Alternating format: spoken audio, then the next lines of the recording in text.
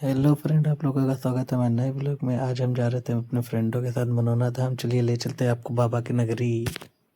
कुछ दूर चलने के बाद दोस्तों हम लोग के लगती है छोटी सी भूख, तो हम सोचते हैं कहीं साइड में गाड़ी लगा के कहीं आ जाए नाश्ता।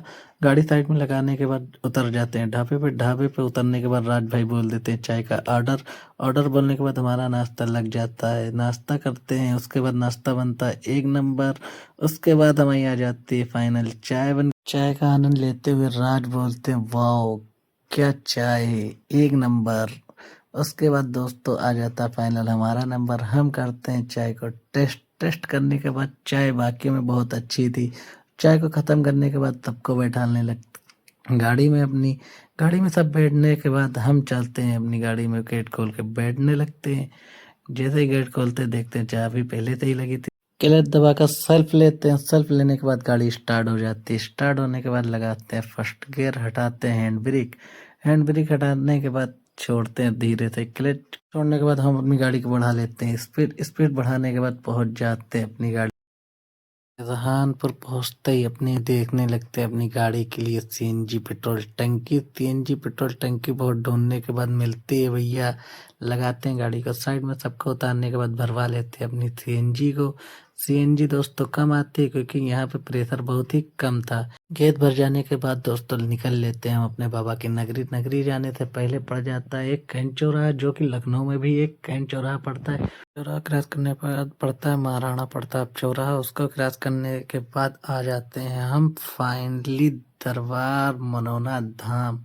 मनौना धाम के अंदर गाड़ी की करते एंट्री।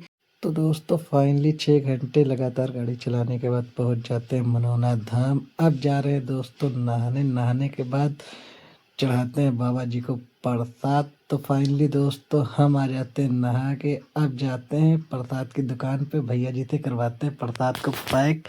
भैया जी देख के हमें प्रसाद पैक कर देते, उसके बाद डाल देते थोड़े से फिर, तो हम प्रसाद लेके चढ़ाने चल देते हैं अपने बाबा को। चलो चले। यहाँ पे राज भाई अपना चलता फोन से बात करते हो बहुत तेजी से। पीछे पीछे हम रहते हैं, देखते हैं दोस्तों यहाँ पे बहुत सारी एम्बुलेंस खड़ी होती हैं। बहुत दूर दूर से मरीज आते हैं बाबा जी को दिखाने के लिए। तो आधा घंटा चलने के बाद फाइनली हम लोग आ जाते हैं मंदिर के अंदर। चल रही थी बाबा जी की आरती। बाबा जी की आरती सुनने के बाद चल देते हैं बाबा जी के दर्शन करने के लिए। पहली सीढ़ी चलते ही छूते हैं सीढ़ी के पैर, फिर चलते हैं बाबा जी के दर्शन के लिए। दोस्तों भीड़ बहुत ज़्यादा थी, फिर भी दर्शन बहुत प्यारे हुए। दर्शन करने के बाद निकल आते हैं बाहर। आपको बाहर से दिखाते हैं भक्तों का नज़ारा। कितनी मात्रा में देखिए आप लोग भक्त आए हुए हैं बाबा जी के दर्शन के लिए। अब हम दोस्तों चलने लगते हैं नीचे। नीचे चलने के बाद लग जाते हैं लाइन में बाबा जी को प्रसाद चढ़ाने के लिए। आप देख सकते हैं लाइन बहुत लंबी है, इसलिए राज भाई इशारा देता है चलो चले।